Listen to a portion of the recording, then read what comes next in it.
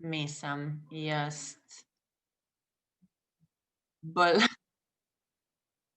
ne, mislim,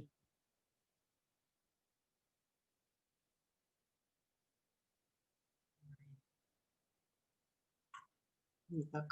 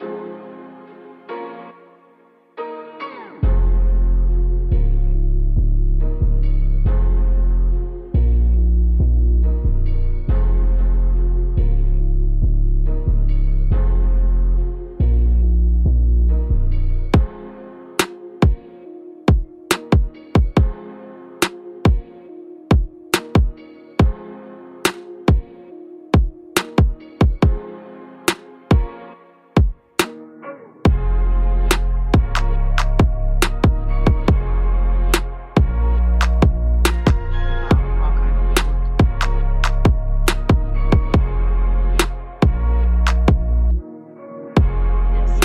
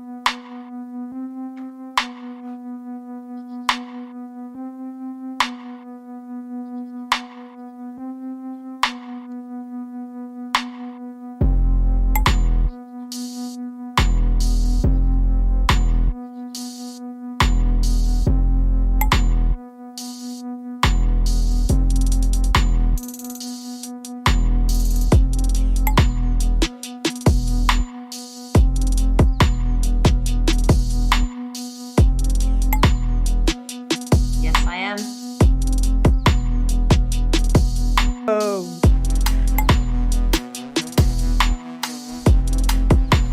lower the music. There we go, a little bit of hip hop intro, but it's not for nothing, right? So, hi Lana, welcome, Hi. welcome, welcome. Right, so Yes. why hip hop? Because, yeah, we trained for a couple of months together. Then I torn my hamstring into spots, so I didn't go to the championship, national championship, and stuff like that. But yeah, it was great times. So, Mr. RFI, welcome, welcome, man. Long time no see. Good to have you back, man. GG. Right. So tonight we have Lana with us. Amazing, amazing young woman. I don't even know how old you are, but I don't think that even matters. Uh, I'm um, 25. 25. Yeah. Yeah, I knew you were young. Yeah. So I stopped dancing when I was 26, That 27. is So young. yeah, I think yeah, something like that. All right. Awesome. Awesome. Awesome. So it's a new stuff for us as well that we are live on this is first talk show in English on Facebook, on Twitch, on YouTube, all three together. But anyway, if you guys have any questions for Lana, type them in chat, or for me, if you have any comments, anything, knock yourself out. Anyway, we're just gonna start. Anything you would like to say before we start? Nope. On with the questions. On with the questions. Let's go. Right? Okay. Cool. So first question is always like, how were you as a teenager? So how was the life for you when you were a teenager? What works for you? What didn't work for you? If you give us a brief picture, like that we imagine, like where you started and how did it, what did you went through that you are here today as you are. When I was a teenager, I was mostly a calm child. I didn't party, I didn't smoke, I didn't drink, I didn't go out much. I stayed in school, I did my homework, I did all of it. I had straight, how do you say it? Straight A's. Yeah, Yeah, yeah. but for Europe it's fives. Each country has different, so yeah. But we got it. You were an excellent student. Yeah. And then where it all went wrong was when I was a dancer, like you said earlier, we danced together. When I went from my gymnasium to my university classes or university school, I studied chemical engineering, by the way. I started noticing about myself that I actually hated how I looked like. I started hating myself for I don't know what reason. And I went from dancing to modeling for some reason. And I remember the first day when I got to my modeling manager, he told me I was fat. And that kind of was a breaking point for me because I was already thinking like before that something is wrong with me, that I don't feel myself when I looked in the mirror. And everybody around me, like my friends and family, of course, they always said like, dude, you look skinny. And I was always skinny. I wasn't ever like a normal weight or like fat. I was really skinny always. And except for myself, I thought that I didn't suit this body or I didn't have a good body image. And when he told me I was fat, that was a breaking point for me because I really looked up to that person and I started restricting myself of food. I started like if I can just say it, my daily meal plan looked like, I don't know, I woke up. Back then I was super into Herbalife. And as my breakfast, I drank a protein shake. So that's what, 100 calories. Then for my first snack, it was 10 almonds, not 11, not 12. If it was one more almond, I would go throw up in the bathroom. That's how I slowly developed bulimia as well. So 10 almonds. And for my lunch, I ate 100 grams of chicken with a side of a salad. And then another snack of 10 almonds. And as dinner, I drank a protein shake again. So that was my basically a yearly meal plan. Back then, I lost my period. I had insomnia. I couldn't sleep at night. My hair was falling off. I went to the doctor because my mom was really concerned. And they told me that I would develop how they said, osteoporosis, if I don't start eating. That's how I went to find a psychiatrist. They didn't help like at all. But all this time, like I knew that there was something wrong with me. I just didn't know how to help myself. Like I wouldn't eat the food that my mom would give on my plate. I would restrict myself of food. And I mean, I don't know why I did that. That's how I went from dancing to modeling. And how that stopped was kind of a breaking point for me. When I stopped dancing, I started modeling and going to the gym. Mm-hmm. At the gym, first time, I was always doing like hours of cardio. I remember waking up at like 7 a.m., first thing in the morning, going first to run in the forest. I would run like 6 kilometers and then came home, eat my poor protein shake, and then I would go to the gym and do cardio on the treadmill for like, I don't know, from 40 minutes to 2 hours. And abnormally long hit sessions for like an hour, which is, hit sessions usually durate between 20 to 30, 35 minutes max. Mm-hmm. I was doing an hour of hit sessions. I remember my pulse being like 199 beats per minute. Yeah, like insane. And back then, I met someone who actually helped me get into gymming. I was first when I started with weights, of course, I was afraid that I'm gonna turn into a fucking, I'm sorry, It's when okay. then I'm gonna turn into a Hulk. All right. Uh, Can I just stop you because I really it's not an easy topic to skip, and you open it like as a teenager you were calm, and yeah, we got that didn't party much, so I was, yeah, yeah. But then I wanna just expose here, right? How we just had a podcast on responsibility, right? And we came at the end that people, we as human beings, right, should be more responsible for what we say and what we do. And in your case, that is a perfect case, right? So you went to the modeling agent and he told you you're fat when you actually weren't, right? That was not a scientific fact. That was just how to say it, subjective opinion. That's all there is, right? And that was enough. So, but I mean, question here is, you wanted to succeed as model. Of course, you went. That's why you went into that, yeah, right? yeah. And when he told you you're fat, you took all the necessary things that would actually give you the body that would you know lift you up into the modeling industry. So how maybe also that developed on the sideways? Did you then do the shows or never did the shows? Yeah. I was really successful as a model. Mm-hmm. I went on Ljubljana's fashion weeks a couple of times. I had a lot of shootings. I was supposed to go to Paris as well, Mm-hmm. but for Paris, they wanted really strict like body measurements. I Mm-hmm. would have to lose extra, I don't know, 5 kilos to go there. And I said to myself, like, brag, that's a little bit too extreme for me because I Mm-hmm. already lost a lot of weight. Like I think I remember I went from a healthy weight, like around 58 kilos to 49. I remember my lowest was 49 kilos and I'm Yeah. 77 centimeters high. Yeah, So we that's, are same height. I remember that. Yeah. So yeah.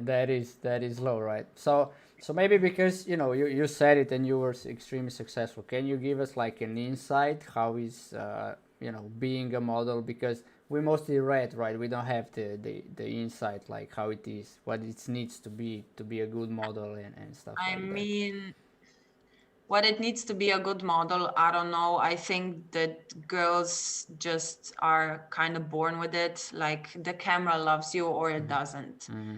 You are either born that some of the girls might not look appealing for the first sight, but in front of the camera, they're like, wow, like the Mm-hmm. camera loves them. I don't know how it was it for me or with me. I didn't really pay attention to that. I just liked working like that. And I actually, in a really screwed up way, liked looking like I was a clothes hanger, if I can Mm-hmm. put it like that. Yeah. Because as a model, models tend not to really have a soul or whatever. They were all just, for me, like boring girls, nothing special. There wasn't really a soul in them, or just, I don't know, but maybe I just saw them like Yeah. that. And that, um, just normal girls. I don't know if any of them, if I can go back to the topic, even developed eating disorder habits. Mm-hmm. We never really talked about them. I just know that my modeling agent was also complaining about the other girls, so I wasn't alone in that. But I don't think I was mentally strong enough to kind of look over it or look through it. I got completely run over by his words because, like I said, I was looking up to him. Mm-hmm. And what I can say now is to be someone that someone else looks up to. I mean, I don't know. Yeah, I think I lost my.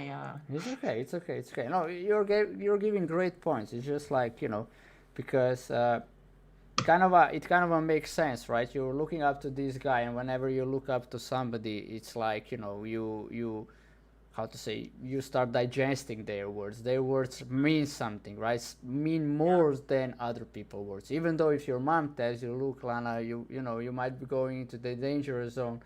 Those the words of your model agent were like, they were the ones to look up to, right?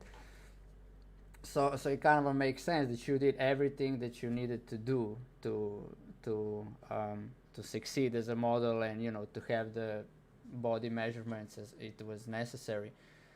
But Yeah. inside of that, it's just like, how do you see this situation now? Like, if you would give yourself back advice, that's like usually an ungrateful question. But maybe inside of that, you can give advice to the young girls who wants to be models, right? So, like, what would it be? Not to be influenced by others. That's the first thing. If someone tells you you don't look good or you don't weigh low or high enough, if you don't have the perfect measurements, don't try to change yourself. Just walk away from the situation and own your body as it is. Love yourself and I don't know, never restrict yourself of food because that was the only mistake I made in my life that I regret. Yeah, right. And you will talk about this a little later. Uh, but yeah, I would say this is it, right? But I just want to cover it all. It's like it doesn't mean that if you are unhealthy that's okay, right? I mean, Yeah. still I take mean, care. Yeah, some of the girls are really skinny and they eat like junk food and they eat whatever the hell they want. yeah, That's just a topic of their metabolism or genetics. I unfortunately didn't have that genetics yeah, to eat whatever I want and just stay skinny. I ate something and it yeah. showed on It myself. flourished. It flourished. Yeah. Yeah, I got that, right. But it's just like, because I know you are all about health now, and fit body and stuff like that. That is just like, take care of your body. That doesn't mean put whatever into it, and Yeah. in that mean. But all Of right, course. awesome, awesome. All right, and one other thing as teenagers usually deal with is, like you said, you went to university, and there is always this big question when you are 18, right? What would you go study next? It's gonna be for life, all this. It's like, so how did it come for you? Did you pick it easily, or it was like something you really thought, or it was just like a choice because you had to make it? I come from a really conservative family. So I have a sister and a brother. Both are older than me. And in my family, it runs like that. The first one, you're going to be a doctor. The second one, you're going to be a lawyer. And the third one, well, you can be whatever the hell you want, except it needs to be a university, not a high school or how do you say it? Um, a high school, Yeah, I got, not, yeah. yeah, okay. University, yeah, man. Cool. Um, so I had to pick, kind of had to pick between for me to be a veterinarian or a chemist. That was kind of the two topics that were appealing to me. So I went to study chemistry. But yeah, I did not have a choice. Mm. I actually wanted to be like a barber or whatever, All right. Yeah. or a nail stylist or something like that, something fun. But no, in my family, it's all organized and it has to be a high class quality school Mm. in order to, for you to be valued, if I can put it like that. So Yeah. yeah, basic Slovenian family. Yeah. But I mean, through that, right? It is like you need a paper if you want to be somebody. If you don't have a Yeah, paper, you're like, eh. exactly. But Um, yeah, but when I finished my university, I basically not, I won't say I finished it for them. I finished it for myself in case, like, I will follow my dreams, yeah. mm, But in case something happens along my long way of fulfilling what I want to do in my life, mm, if there's a path that I will fail, I can always go back because I have a paper of a diploma that I can still yeah. apply to a, I don't know, a chemistry lab or something, Mm, a chemistry industry. But other than that, yeah, after I finished my university, started when I started gymming, I really fell in love with that. mm-hmm. Um, and I went to do my license for a personal trainer and a nutritionist. So I basically stepped out of the comfort zone of my family for them. How was that? Like It was maybe just share a little bit, how it was before when you were actually fulfilling something somebody else put in the your life path, so to speak, right? yeah. And how it was for you when you choose something for yourself and your thank you Aljaš Kosar and Ursha before for the stream liking. So right, how was that for you when you really chose it, and then yeah, how did you dealt with the family at that point? I mean, at one point, I really liked chemistry. It was the fact that as soon as I was like at my last grade, when I just started finishing my school, I started noticing that I don't want to do this for the Mm, rest of my life. I don't want to be locked in a lab and work for someone else. That's kind of where the breaking point happened for me. I didn't really go well with authority, if I can put it like that. I wanted to be my own boss. And since I finished my school, I got my mom and my dad the diploma and I started doing my own things. mm, Back then I was living in Novo Mesto. When I finished my university, I moved to Ljubljana and kind of cut off my entire family, if I can put it like that, because for once in my life, I needed to put myself in the first place and kind of start focusing on what I want and what I want to achieve. Because I'm a believer that like 70% of your life represents your work. If you're mm, not happy in what you do, if you're not happy to wake up and fulfill your goals, then what is the point of life even? So I started doing my own thing, and I'm chasing my dreams. I won't be a coach forever. I know mm, that. I have bigger plans in mind, even with my partner now. And yeah, I know I will achieve it. And when you know something is gonna happen, when you really believe in yourself, and when you really believe in what you are capable of, like big things can happen. And I know it will happen for me. definitely. I mean, uh, just by what you said right now, it's like the mindset that we can all stand behind. Just like it's that enrolling, to say it in these words. But I wanna ask you, like, because this show is also about how people find their passions, and then what is necessary to believe. It's like, is there any passion that you had as a young kid, as a teenager, that you discovered it? Because nowadays it's a lot of these that I did a lot of workshops for teenagers, and what I found out is that there's this apathy. They're like, I don't know what I want to do, no interest in anything. Rarely, here and there you find a really motivated teenager that like wants knows what is actually their passion, or at least an area of what they're passionate about. It's just like a lot of boredom, you know, and it's kind of understandable. That is why I also set up, especially when this epidemic started, these shows, so that we show, look, it's okay, you don't know, so what, you can still find it, and there is a lot of people who didn't know. It's also like me, and then also you, like, right. So maybe how that was for you. Did you had any, or did you all discover them after you hit the gym and you start being enthusiastic about that? I mean, I was always enthusiast of cooking. Since I was a kid, I remember when I couldn't even reach the stove, I was already trying to heat up my milk, like with, that chocolate milk we always drank with Yeah. cacao. So yeah, I started cooking directly when I was old enough to reach the stove, basically, and that was my hobby since then and my passion. I don't know. I didn't have any extra, not that I remember, just like for me, cooking and gymming.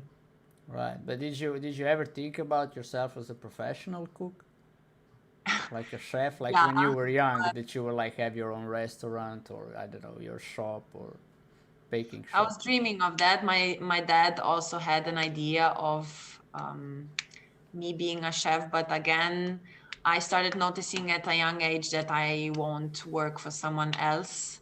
Um, and cooking, when I have to cook something for someone, I don't enjoy it, and usually it's not that good. But when I cook for myself, when I'm inspired and motivated, um, that's when like my dishes come to life, if I can say it like that, that they are really good, especially desserts. I'm more of a dessert person than savory, All but right, yeah. cool. Kind of makes sense, right? It's like if you like you said, if it is on demand, then it's like nah. But when Yeah, it's like all right, here's the kitchen, oh yeah. I could, and you'll also say more about that because you post a lot of different recipes on Instagram as well, and then it's fun to watch what you're making.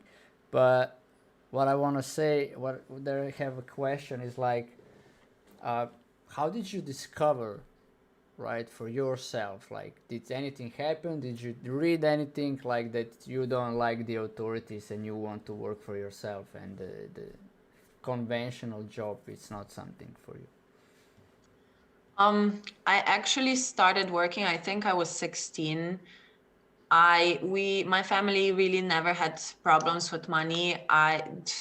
My parents spoiled all three of us a lot, which I do not support, by the way. And I realized that with my siblings, that my parents are really spoiling us. So I decided one day that I want to try a job. And I got a job as a, how do you say it, a salesman in a, I don't know, a grocery store. I think it was Tuš in Slovenia. And I was applying for like 2 months of job during summertime because I had nothing else to do, and I just wanted to see like how it is to work. And for my job, I needed to like pick the groceries and put them on the shelves and stuff like that. And I realized back then, like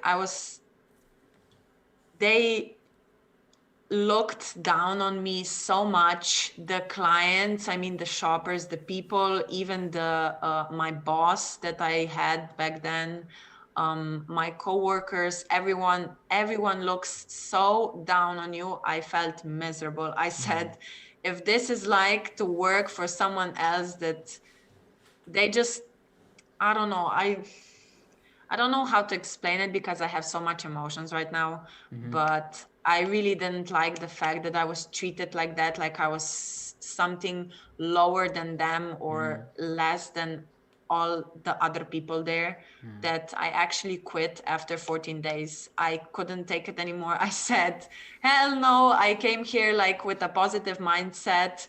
I wanted to try something new. I really like, I applied for myself, but I saw that no, that this won't work for me like this. And actually, later, next year from that, I applied again for 2 months, And the same thing happened. Then I was, I think, old enough, or maybe it was illegal, I don't remember. They put me in the cashier, so like beep Yeah, and yeah. beep.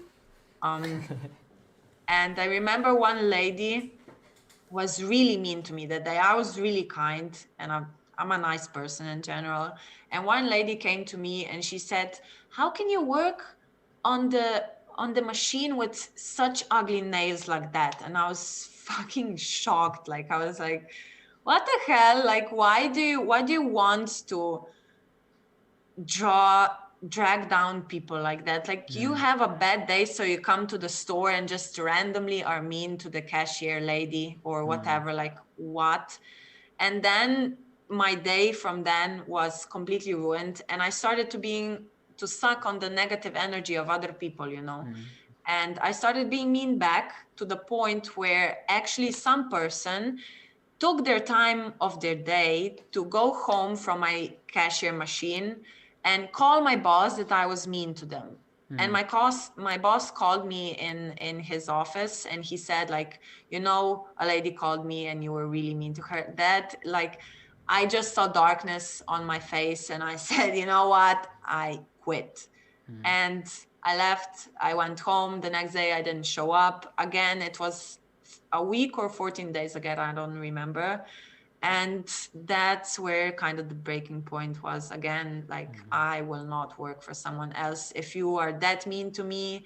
Even when I will study chemistry and I had my practice, I was why would I put so much effort and work into my studies to get really nice grades, and then I would go to a, I don't know, laboratory, and I would, first 5 years of my life with a master's degree, I would clean the the surfaces acrobats of or something. Yeah.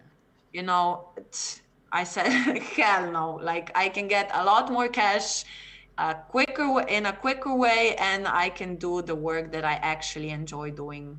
Mm. So yeah.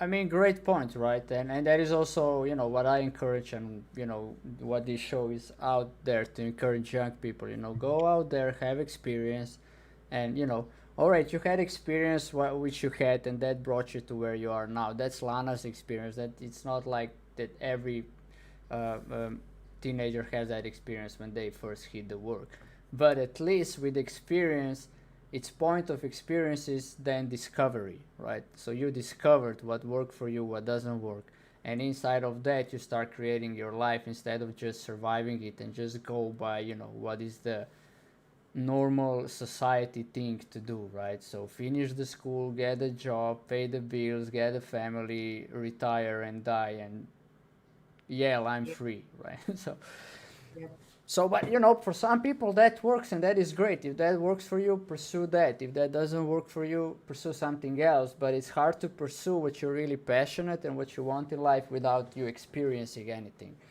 And that is also, so thank you for sharing this. Really appreciate it. And it's okay, right? You said you become a little emotional, because you remember all that frustration, which I think is like a lot present in the society. Like, why are people mean to each other? Like, but it's just there, and it's so cool. All right, cool. I assume that's Dario. Just running. Right. Hi, Dario. If you're watching, Don't hello. don't do this. Doing this, right? You don't say the F word that much. That's awesome. I love you. Amazing, amazing, right? I actually counted. I said it twice. All right, cool, cool. You're making notes. Yes, yes, I'm All making right. progress with myself as well. Well, you see, that's it, right? It's all about that. I also just said on Monday, like, how I want this channel and this community to be. It's like, growing together. So, if we each time add something, to be a little better than we were yesterday, like that's it. So, awesome. And that includes guests, everybody who shows up here. So let's keep it like that. The two, what's the end number that you wanna get to? It's like the minimum that you would go through. Wait, that was a question. Yeah, it's about the F word, right? So how many times Yeah, do you have permission to say fuck it in this show? I actually don't. I was trying to be on a minimum, but I Okay. will take I will take two. All right, cool. So that's it. You reach your max now. Yeah, yeah. Awesome, awesome, cool. All right.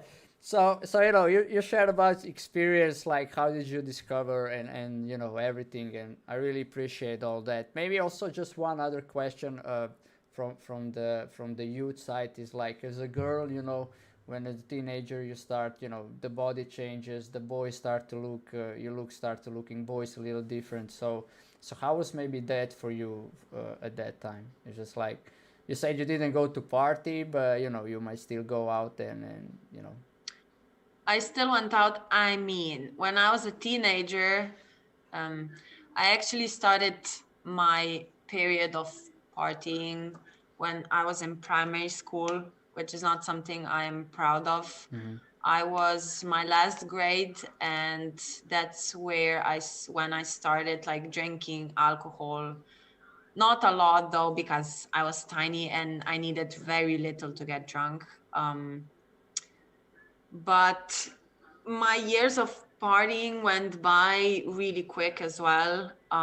It was like 2 years, the last year of my primary school and the first year of my gymnasium. And because my first year of gymnasium was all partying and stuff like that, I started slacking in school for the first year and almost failed my grade. And because like I said previously, my family was really like, you cannot fail, you cannot afford a failure, you will not be a failure to our family. um, I needed to pass, so I switched my mindset to start really working towards what they want and what I want. I didn't want to um, fail my family, if I can put it like that. Mm-hmm. So when I was partying in the first grade, I met my first boyfriend, which I was together for 5 years. When I started going out with him, I didn't drink or go party because I didn't need to. Mm-hmm. He was more than enough for me and my friends. And then when I went to university, I met another one for a year and a half, and now I'm with Dario, and Mm-hmm. this is the end of it This is for the me. yeah. All right, cool. Yeah, But yeah, I was just yeah. like, where if there was, usually what I was also referring, but didn't exactly question, so I'll do it now. It's just like, how did you went through the phase of, there's a lot of questions in my workshop, so I'm always looking with the guests, right? What can I add and answer them? It's like, they ask, how to tell a girl that I like her, or how to tell a boy that I like her. So maybe any awkwardness in that area that was that, even though you said that you started dating really soon. I mean, really soon. I don't know if that's soon or not. Everybody judged on their own. But you had your first boyfriend at 15, so. Yeah, I didn't Yeah. So understand so was the there question. any awkwardness about? I mean, awkwardness, like, does he like me? Does he not like me? Like, Yeah, yeah. I was really shy. Mm-hmm. I was really shy. I don't know what to put on it. Mm-hmm. If they didn't make the first move, I wouldn't. All right. All right. Cool. It's Yeah. like that. Yeah. Yeah. That's for all the young guys out there who are, every time asking me, right, how to approach a girl Maybe and tell her I like her. Right? it's up from the guy that Yeah. to if you like the girl, then just come up to her. Like, what's the worst that can happen? She can tell you either to, Yeah. or I like you back. Yeah. Exactly. That's also Won't what I lie. thought of. Yeah. Awesome. So thank you for that as well. Hey, all right. So we get back to where we end in the beginning, when you say modeling is behind you, the university is behind you, so you hit the gym, move to Ljubljana, and start pumping. So what in the gym so much attracted you that you became passionate about? Good question. Actually, when I started lifting with weights, I started noticing only then how actually weak I was. I noticed that I couldn't do squats with 8 kilos on my back. And I thought to myself, like, well, I don't think that's normal quite. And because I really liked gymming, I really liked working out, and I really wanted like to push myself, but I kind of couldn't because I had no fuel in me. I wasn't eating properly. um, so in order to have more energy in the gym and like start lifting heavier, which I had a goal for, I knew I had to add more food on my plate. So I started with that. I started adding small bits by small bits of more food on my plate, and I noticed I have boosts or bursts of energy a lot more in the gym. So I can use that energy for gymming, and with that together, it was like more energy expenditure throughout the day as well, like ups and downs in my mentality, but let's leave that. Anyway, yeah, that. So yeah, maybe also here to refer back, right? You said you had eating disorders, so you were already gymming while you were having eating disorders. So what actually shifted, right? So maybe tell us a little bit how you dealt with that, how it was for you, right? Having eating disorder, and then how you break through. So maybe some girls or guys who is also dealing with that have at least one idea how to break that and why to break that. Yeah, when I had my eating disorder, I actually was aware that I had it. Like I discussed um, in the beginning of our chat, I noticed I didn't have any energy for the day. I started like backing off from my friends as well. I didn't talk to anyone. I started being all alone with myself. Um, and yeah, like I said, I started adding more and more food to my plate. And because you don't eat or you don't have enough fuel in your body, you kind of don't even realize that you cannot even think properly either. Like my hormones were completely all over the place. And I couldn't focus even for my university for the last year. um, and even your mentality, like you cannot think straight. So I cannot really give a clear answer to No, that it's okay. because my mind was not completely where it had to be. But when I started adding more food to my plate, then it hit me, like, oh, But was that like, hard? Start adding food on your yeah, plate. yeah, Right. extremely. It didn't go throughout the night. It went like years. I still struggle with it sometimes, and it's been like what, more than 5 years from it Right. already since Can you share a little bit what actually gets you? I mean, you said I struggle a bit. So what? Because a lot of it happens in the thoughts, right? Some thought bumps out, and then you give it the meaning, and suddenly when you're giving meaning, it just kind of a sank you down, right? So maybe yeah. give us like what is the thought for you, and how do you break it, and it so that it doesn't struggle, so that it does not affect you in a way that that you then still put the food that you want to put on the plate and eat it. I don't think I have a clear answer for that. Okay. I don't think there's a breaking point. Like there isn't a moment. Every time I try to eat something, I made a lot more food and I put everything on my plate and I sat down and said, okay, I am gonna eat this right now and I'm gonna eat all of it. But as soon as I started eating, I noticed, like, I ate half of everything that was on the plate and I was like, yeah, but I kind of have enough now. And I started, Yeah. like, That's it. okay. That's it. Yeah. And I had like a battle with myself in my head, like, no, you will eat this, you will eat all of it. That's why we're here. That's why I made more. You will eat this. Everything will be okay. And okay. And I eat it. And I don't know. It's a battle. Sometimes it went through, sometimes it didn't. Sometimes after I went to throw up, which wasn't really the best, I did. Yeah. choice. Sometimes I felt really good. Sometimes it was just a bad feeling or a bad thought, like, oh fuck, now you're gonna be fat. Now I need to work out. Now I need to like burn everything off that I ate. And it's not like that. It doesn't come through days. Sometimes I had like up days and I ate without any guilt like whatsoever, and sometimes I had down days. But the fact that I went through it, even when I had bad days, that kind of helped me along the long way as well, because the more fuel I had, the more clearly I could actually think, and my mind process was more clear. So yeah, it was a battle. I didn't feel good at all. I still sometimes when I eat like ice cream or something, I have battles in my head, like, multiple personality disorder. I Yeah, talk we to all myself. have voices in in Yeah, our heads. So yeah. exactly. I tell myself like, no, it's okay. You will not. As soon as I get like a bad thought or whatever, that I want to be in a bad mood now because I ate too much, or like too much for my ego, if I can say it like that, I need to put myself in place every single time, every single day, Yeah, if it comes to it.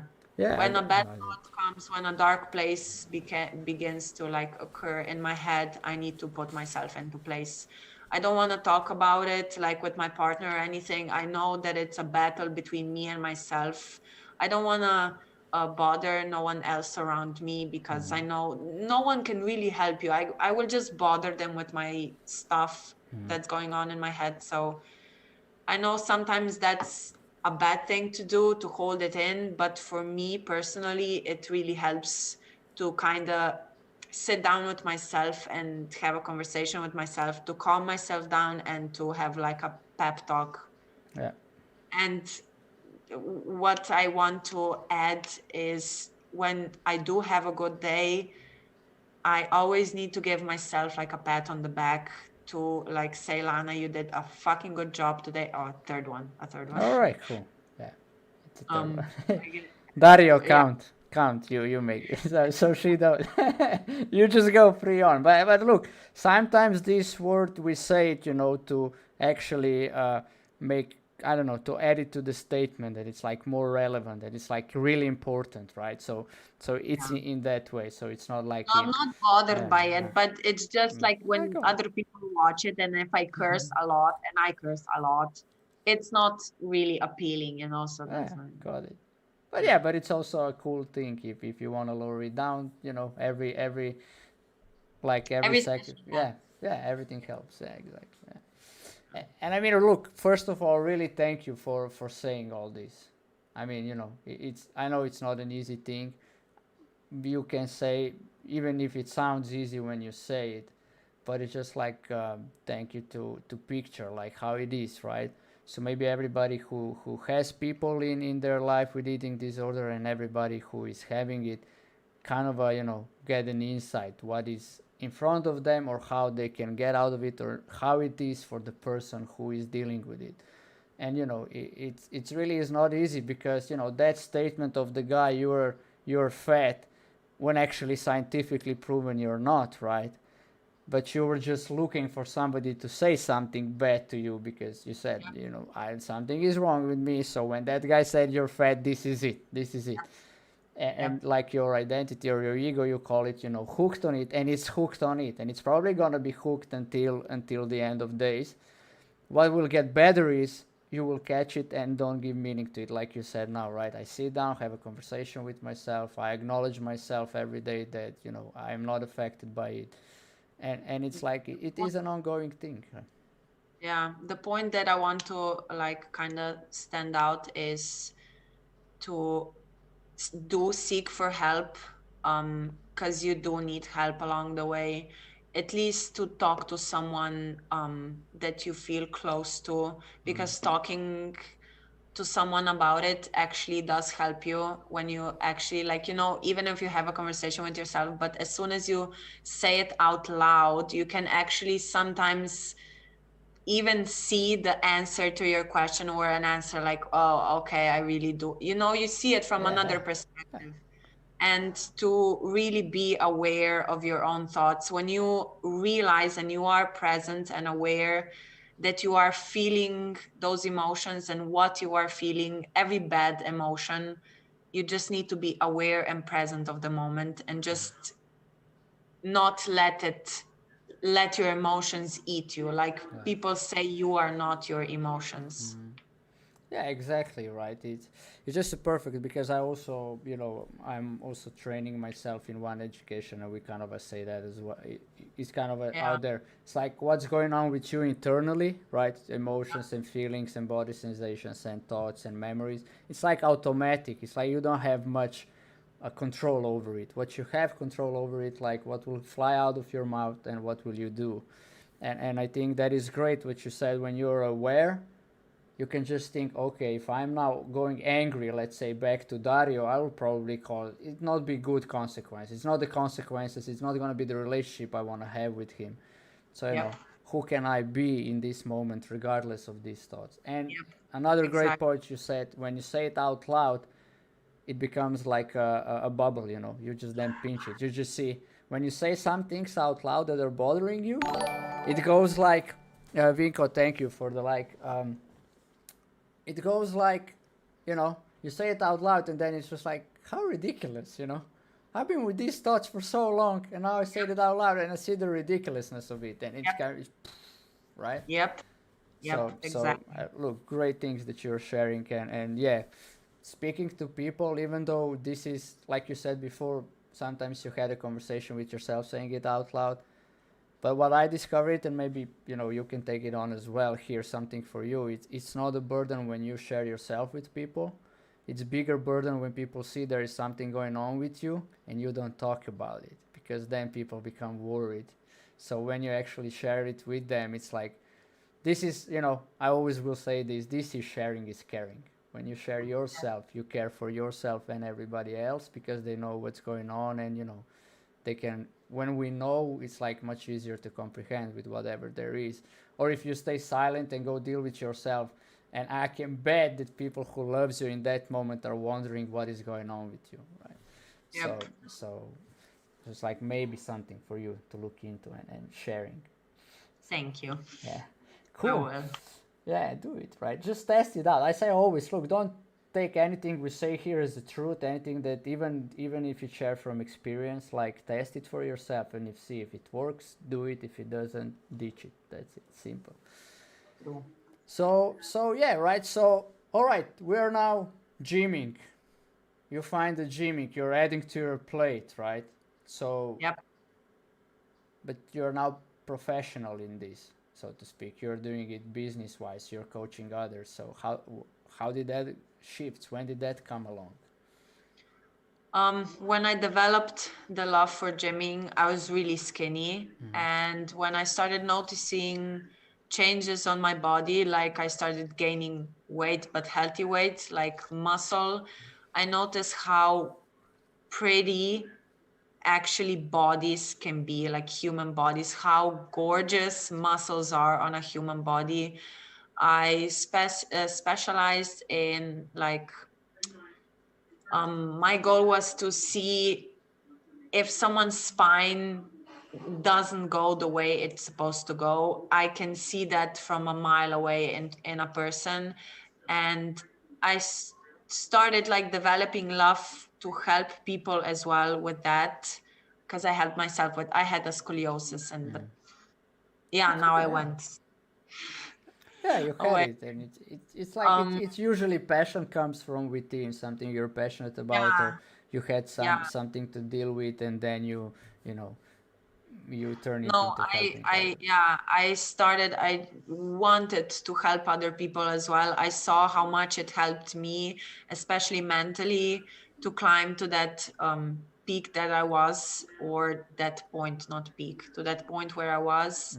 And I wanted to help others as well. It didn't matter in which stage of their journey they were, either if they wanted to lose weight or gain weight. I really wanted to help people from, I don't know, like from a selfless matter, just to help them. First I started doing it for free.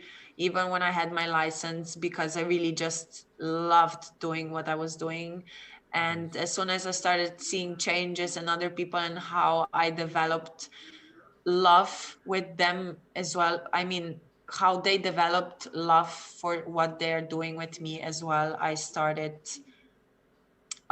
falling more and more in love with the sport, and I have so much passion for it up till this day. So yeah, of course I started coaching for money later, Yeah, but yeah. yeah, I got it, right? But it's like, all right, cool, right? So people, we find our passion, right? And then especially when you do something with love, usually it's like, I will give this out for free. This is what I love to do. I don't want to charge. This is something that should be basic. That should be like, you know, embedded in the society. Like people should have access to this, everybody for free, right? And on the other hand, we are living in the materialistic world. The monetary system is here. So if you wanna like put something on your plate, right? You I gotta, mean, yeah, I had to make a living as well, you know, but exactly. at first I just wanted to make or grow with experience I got it. before I start doing anything else, you know.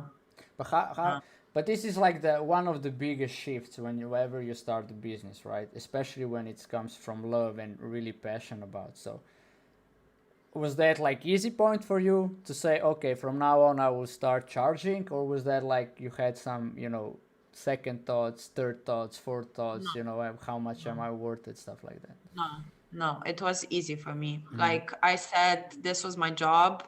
I need to make a living as well. I'm sorry, I cannot help you forever. Like from this day on, I will charge you. And they were all completely fine with it. All Like, right. okay, yeah. Okay, cool. And then, another thing is when you start your business, how do you get new clients? For me, mostly a good word spreads or goes a long way. So my clients told their people, and their people told their people, and so on. And of course, social media helped me a lot as well. The majority of my clients, which I got even now, are from social media. Like they find me on social media, follow me, see how I work with people. I even explain to them through like cameras or whatever, or we meet for the first day and I explain to them um, why they want to pick me. Not all of them. I don't, now I started being like really picky with my clients as well. If we don't vibe anymore, I don't, or if you don't want to work towards your goals, like I have nothing to do with you. For example, I'm with you for what, 2 to 3 hours per week. What else you do, or let's say 1 hour a day. In those 24 hours, you are 1 hour with me. What you do for the rest 23, I have no idea. So if your goal is to, let's say, lose weight, and I have you 3 times a week and we do like a sick training session, along with when you go for walks on your own, you have to lose some weight, right?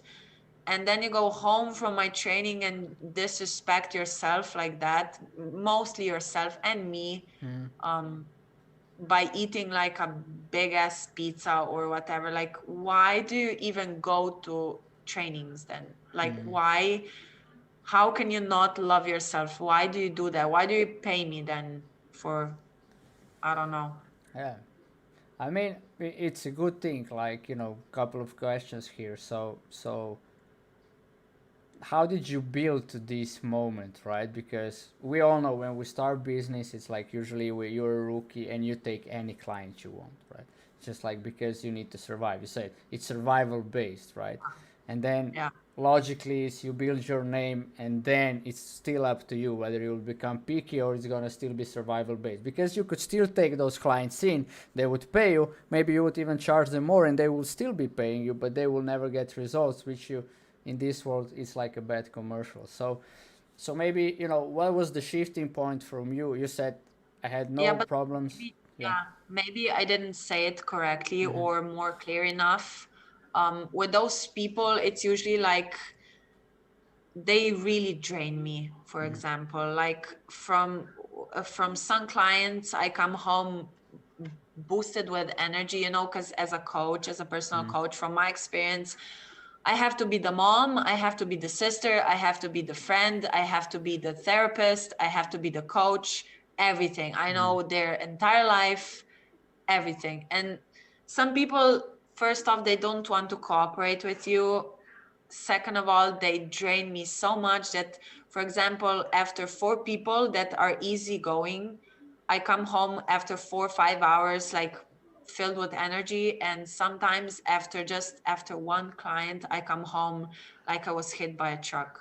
So at that point, I started saying to myself, like, it's not worth my energy or my mental health in that matter. And I started cutting people off like that. The ones that don't serve me for my soul and mind or whatever, I don't have anything to do with them. Sure, it's cash, but I have a lot of people waiting in line for that space. And if it's open for someone else, I mean, I Yeah. don't need you in that matter. You need me, I don't need you. I mean, my mindset is No, like no, no. that. But it's great because that is, I would call it the smart business, right? It's just Yeah, like, and that I think is where where most people like get this. Now it's really popular to get overburned, right? To drain yourself, to lose all the energy from the work, even though it's love. And I think it's exactly what you said. So one thing that stays with me when you were sharing this is, it's self-respect and know your worth, like, exactly. right? And it's really clear why you can also do this. I don't know if you see it like this, but for me, let's say I figured it out. You might agree or not, but it's like, because you have so many battles with yourself, and that if you would be dwelling in your feelings, you would get nowhere. You would be still stuck with Yep, with eating disorder, right? So yep, people have feelings, I have feelings, and I get over it, and even my ego is crying on the inside because I don't listen to it, right? So actually, when you cut people off, you might hurt their feelings, but you didn't really hurt them. You hurt their ego, which is kind of okay. It's a fictional stuff anyway. It's like yep, something, it's yep. there and it has nothing to do with nothing. It's just it. So It's so not personal. It's yeah. just No, what doesn't yeah, serve you has to go. That's my motto. That's kind of going exactly. along my life. Yeah. And it's really cool that you have that in business as well, because I think a lot of business people out there do not see it that way, and they might be cash oriented, but they have a lot of cash, they're not happy, or they have a great business but they're not happy, and they don't know what actually is in their way. I think that is a great point that everybody can look in, like, all right, yeah, you do with the client, they pay you, but I think what also messes up is this saying, client is the king, the saying. So it's like the customer is the king. So it's like you do anything to satisfy the customer, which I think is the biggest bullshit out there, that Yep. exists and needs to get out of our, even conversations. It's like, it's just stupid for, it will drain everybody out. So yeah, customer is a human being. I'm a human being. So if we have, like you said, if we serve each other, then it's a deal. And yeah, of course, because I have more knowledge in this, I invested years. It's correct that you pay me. It's like a natural way of, you get your body the way you want. So for that, you need to give something in return. Since I already have potato, I don't need 10 kilos of potatoes. So, give me money so I can, eat what I want, buy what I want. So Yes. like, to put a value on it. That's all there is. And I think that's awesome that you are having this mindset around it. And it will definitely, like I said before, I was enrolled in what you said. I'm up for big things, and I know I will succeed. And it starts with that. So really awesome, man. So all right, we get this. Your clients, satisfied as a coach. I mean, I can only imagine that you're a brilliant coach, especially if somebody with the spine comes and after a few sessions with you, he is like all straight. I even saw a picture of a guy that you posted in the first session, and then after a few, he was really like straight up, like human body should be. So, so tell me what's up with the cooking? What's up with the cooking? Yeah, I mean, we get this. You're a really good coach, right? You fix your people. I mean, fix your people. You give them the tools, they do it, and they fix themselves, so to speak. Correct. Have the body as it's supposed to be. But I know you're also passionate about the food, and you probably also work with your clients on the food side. So Yes. what's all about that? For me, I would say that I'm more of a, even though I'm successful in coaching, I would say I have a lot more knowledge in nutrition that I have in coaching. I'm more specialized in nutrition. I love everything that's about nutrition. Um, and I love to cook. I'm currently writing my first cookbook, which is going to be a little bit different than what we are used to. I have a lot of plans about it as well. Like after this book, a new one, I mean, a lot of new ones will come along. I won't talk about it just now so It's that okay. people won't Yeah. get. Yeah, but Uh, we can like enroll people into like the they get a little on their toes, like all right, we are waiting for this book. yeah. Let's see. No, I was promising in another podcast, I was promising for my first book, actually, a dessert book, which desserts would be made only with vegetables. Um, So but desserts made with vegetables. All right, yeah. cool. That's awesome. So that's I'm saving that for my second book because my first book I wanted to be like, you know, widely spread, like more than 100 recipes that I'm writing now or finishing up more than that. So my first book will be out soon. And then yeah, then we go on veggies and so on. I have big plans with that. And Um, what's the what's the context behind why why why? yeah why do you want to put this out among the people? Since I was, like I was talking to you earlier, since I was a kid, I love cooking. And I started really going into it and taking food photography pictures a few years ago. And I have so many recipes I want to share with people and especially myself. This book is actually going to be for myself. I want it for me to have all my best recipes collected in one book with my label, with my name and everything on it. So it was like a teenage dream of mine to have a cookbook for myself. So yeah, that's basically it. That's what is driving me towards it. Right. I mean, it's awesome, right? Just another thing that you said here, right? I think it's so many people out there that have dreams as a teenager or young kids, right? And they're just afraid or they don't see the point now to fulfill it. And it's like, Lana, why would you write a book and have it for yourself? I mean, you can, save 100 recipes on a laptop and open it any day. So, why go into that? And to ask you why go into that, it was a teenage dream, but you could say, like I said it now, you could have it on the what's the mindset behind that? Because I see how much feedback I get from other people on social media. um, I see how much feedback I get on all of my recipes that I post. I see that my recipes are a lot different than some of the other people that are also sharing their recipes.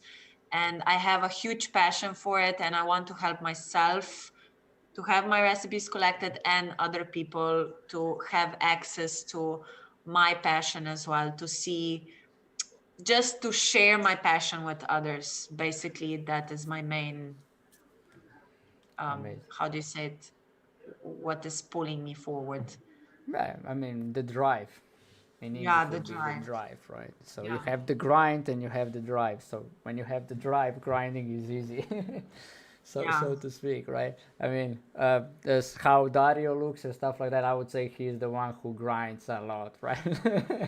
So he could Because be the I one. feed them a lot, Yeah, feed, yeah, yeah. yeah, I saw a post where he said that I wouldn't get here 80%. without Lana. Yeah.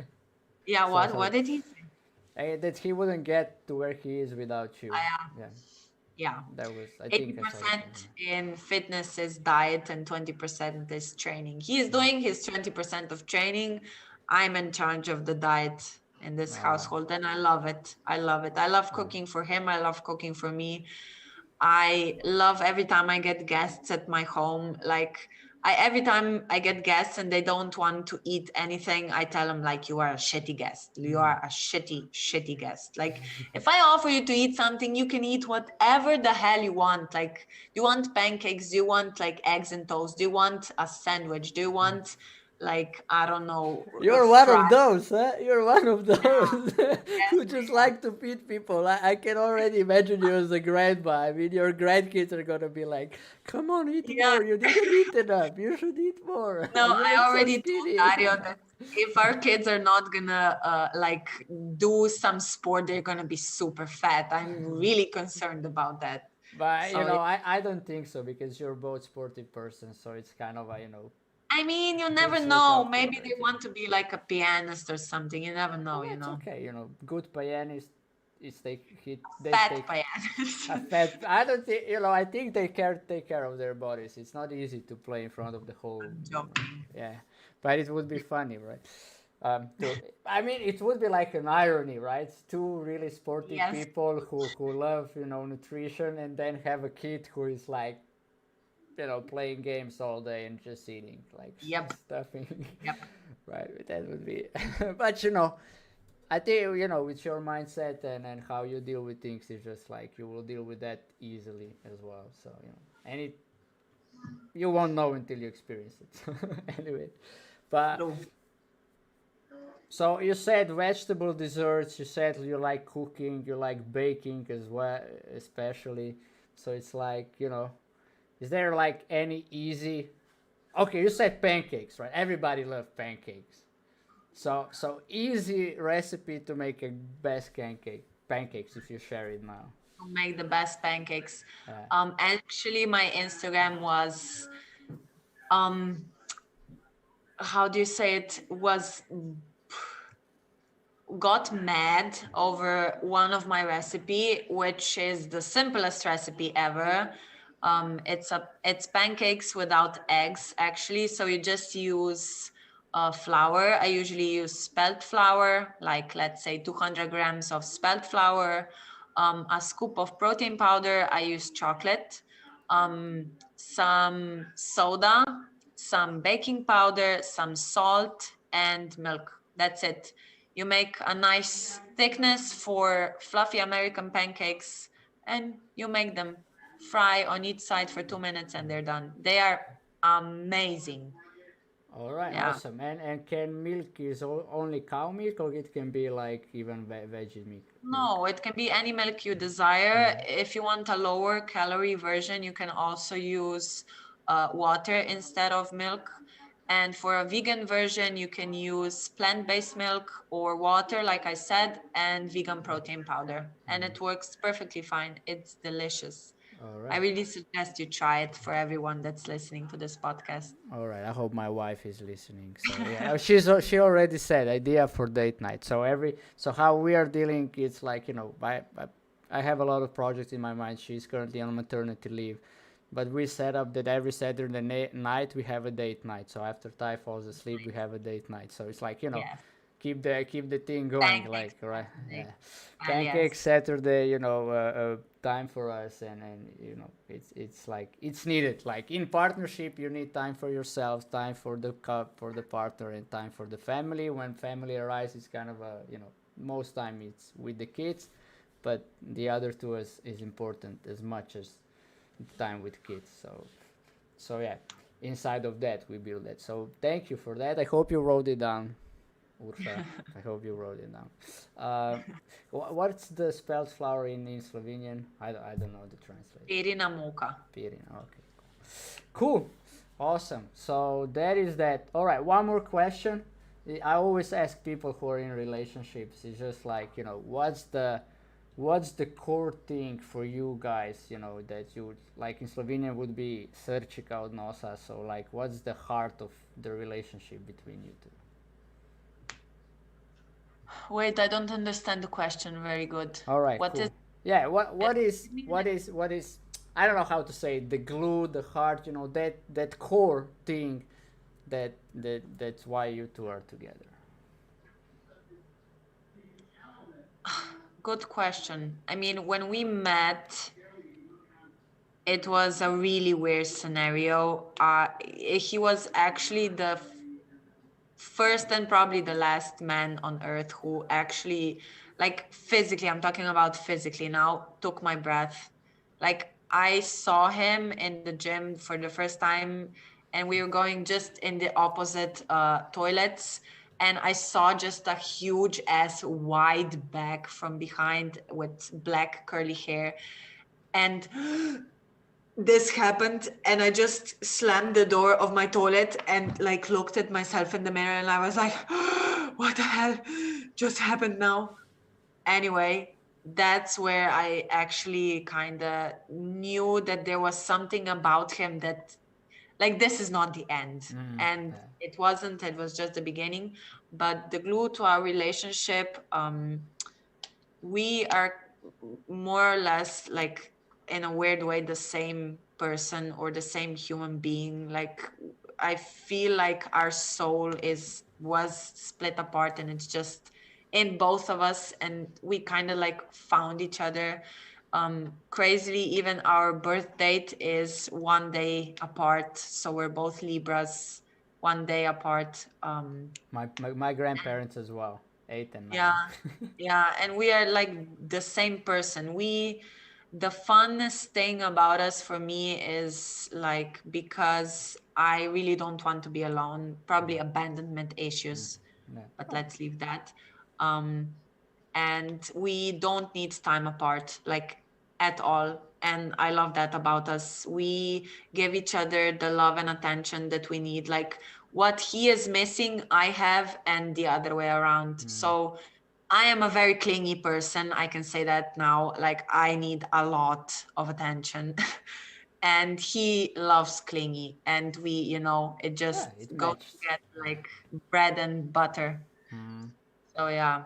Um, I mean, thanks for sharing that. And it's like, usually I just ask this question for two reasons, right? One is to that people share like what really matters to them in a relationship, and the other one is that people see how when we are asked that we can be really awkward about it and need a lot of thinking. And then I just said to everybody what I would say to you now is just like, is it because you two love each other? Probably. And that would be like, what is the core thing that holds you two together? And the simple answer, it's love. But we are always going like, it has to be like fancy and shiny, something big, something really extraordinary, different, right? Yeah. Shit. Yeah, I mean, but look, it's just like, I get it, and it's amazing, right? So, and I know why, right? You shared it before. He's from Africa, so it's kind of the jungle thing. No, I'm joking, but Yes.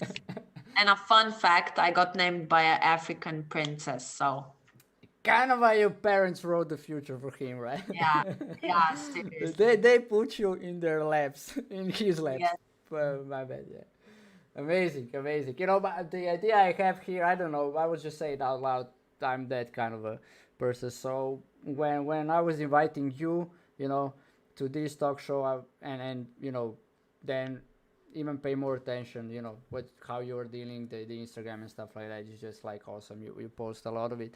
It's also I saw him, so it's like Dario, if you would like to be a guest in this kind of talk show, if you're watching it now, you can say to him, I would love to I can host him. ask him. He's there Oh yeah, if he is willing to answer now, yeah, sure. now. Dario, are you willing to participate in a talk show? Okay, sure.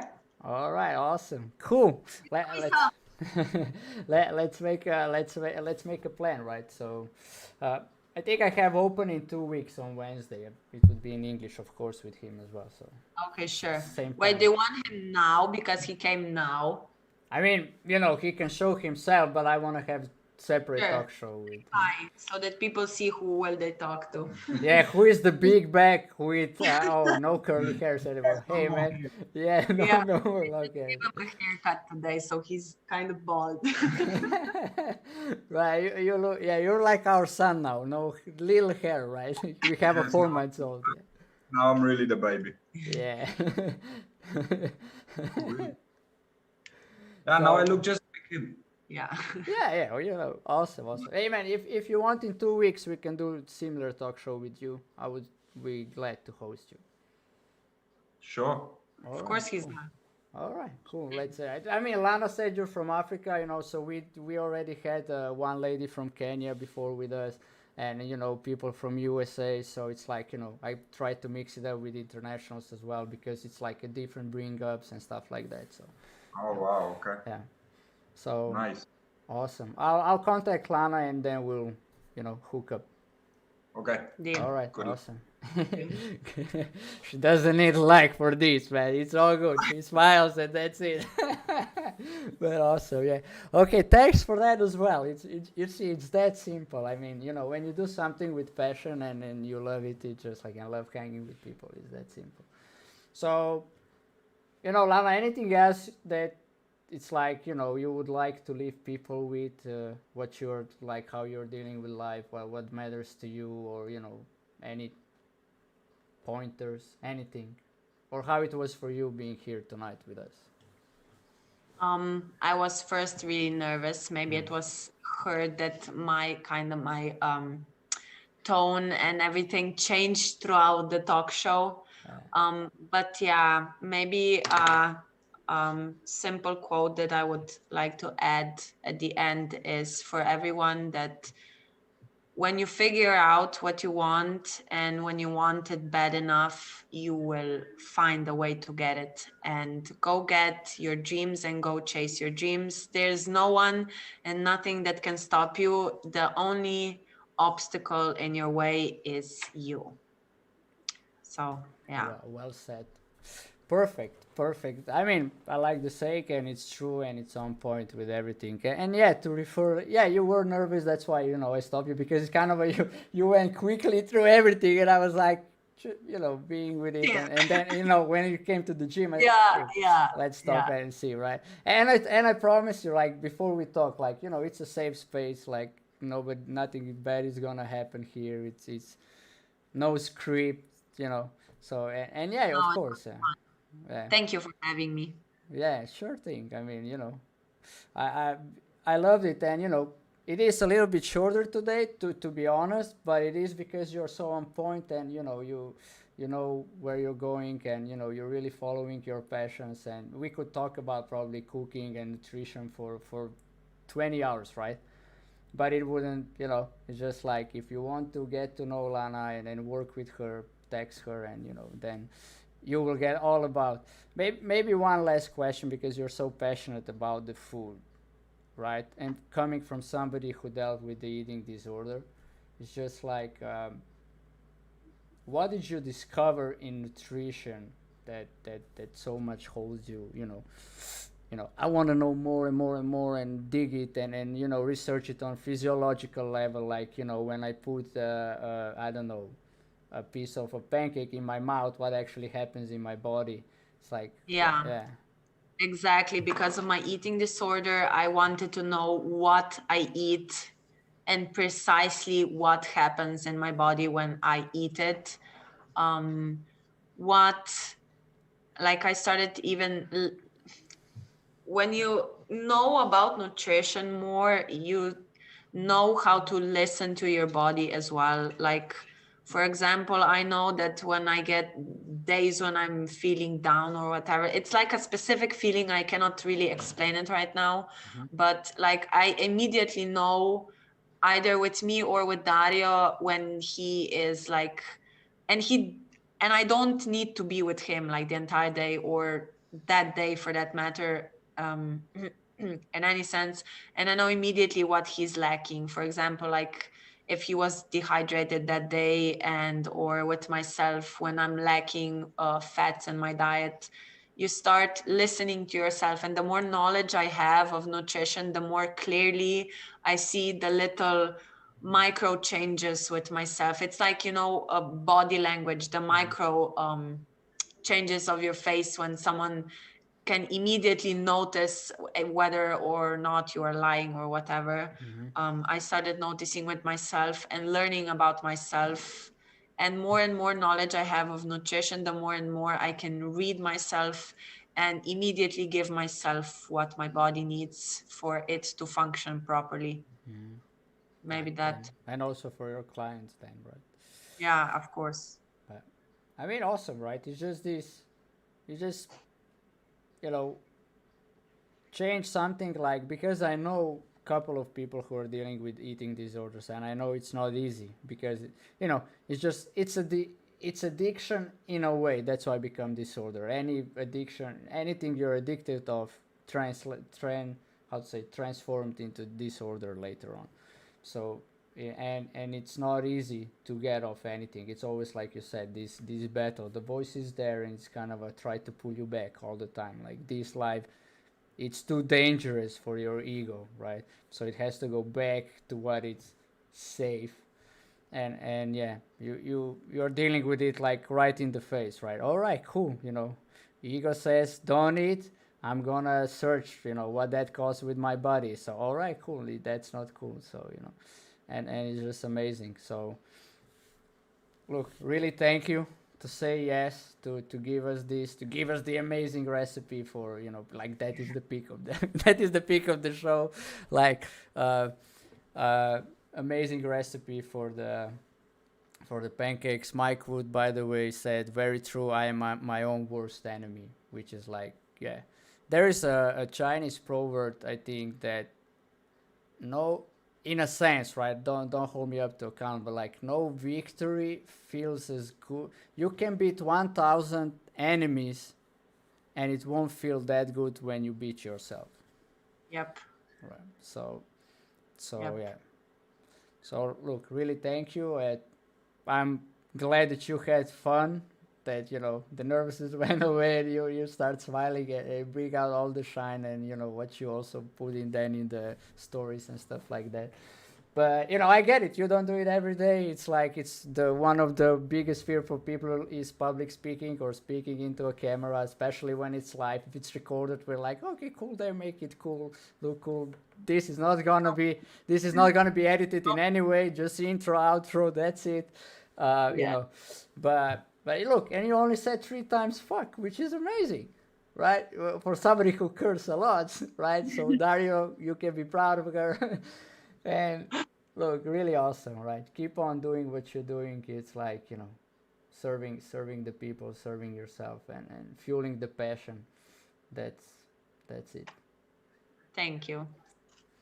All right, guys. A little shorter today, but it's not that shorter. It's not the shortest one, so don't be sad. But it's a lot of value, and I think this is it, right? The value is important. Quality over quantity.